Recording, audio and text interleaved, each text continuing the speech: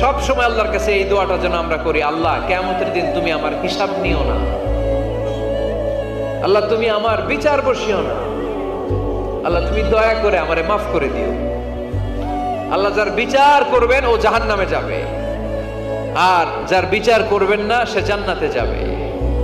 আল্লাহ যদি বিচার করে আর পাই টু পাই হিসাব নেয়, নামাজ পড়লি না কেন, রোজা রাখলি না কেন, মিথ্যা বললি কেন, খাদ্যে ভেজাল দিলি কেন, মাছে ফরমালিন দিলি কেন, যৌতুক খাইলি কেন, ঘুষ খাইলি কেন, উল্টাপাল্টা করলি কেন, জিনা করলি কেন, একটার পর একটা প্রশ্ন বানে যদি সেই ভয়ঙ্কর দিনে আল্লাহ আমাদেরকে জর্জরিত করে, আমাদের কোনো উত্তর আছে?